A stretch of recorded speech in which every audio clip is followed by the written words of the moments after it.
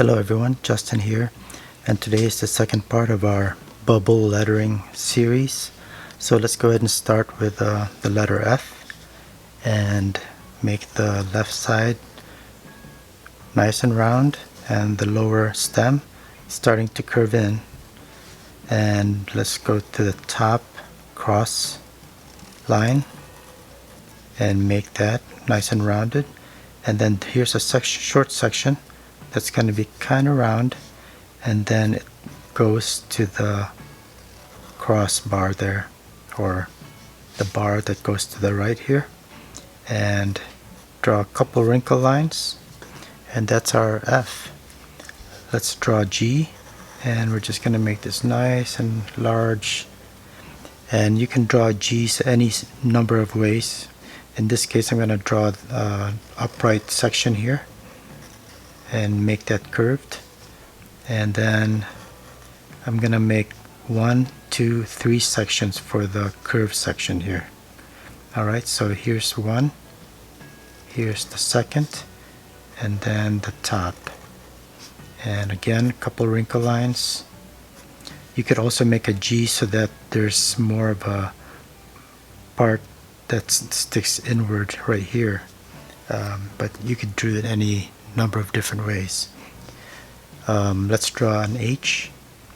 Let's draw the 2 upright strokes, and then the cross section here, we'll make it nice and round, and from one side to the other, and again some wrinkles. Let's draw an I. An I will be pretty straightforward, just one long oval. You could add a dot if you'd like, but we're going to stick with primarily capital looking letters. Okay, let's do a J, and I'm going to bring it down here a little bit.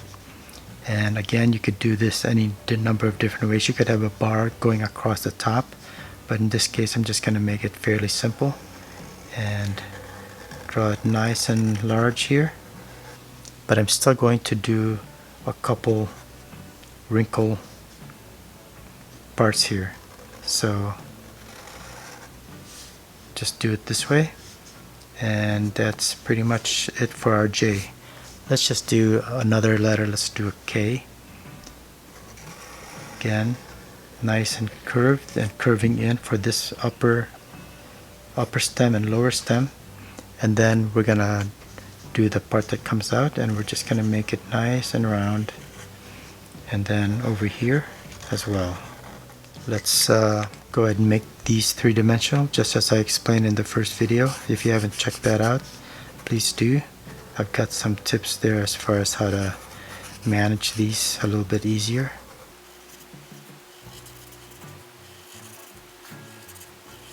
So anyway, as I mentioned, as you make these sides, the thickest section as far as the width of these black areas is going to be at the lower rightmost part of any particular curve.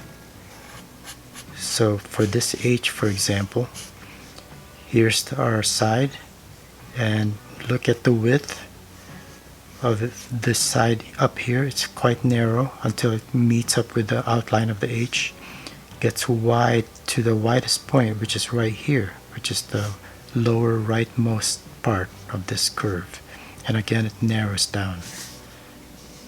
So here, narrow, going to its widest right here, and then starts to narrow again and back to the outline of the eye. Because the outline of the J here is angled this way quite a bit, it takes a while before it takes any width right here and gets to the widest point right there. Now look at this one. This arm is pointing this way to the upper right, so right away it starts to get thick to the thickest point, which is right here.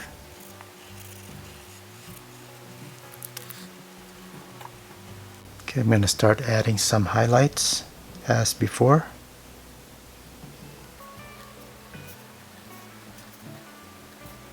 most of these will just get a nice large highlight and maybe a teardrop shape for the rest of the highlight, which tapers down. And certain areas will get another highlight, like this section I would add a highlight here. And you could even just stylize the teardrop where it's just a line.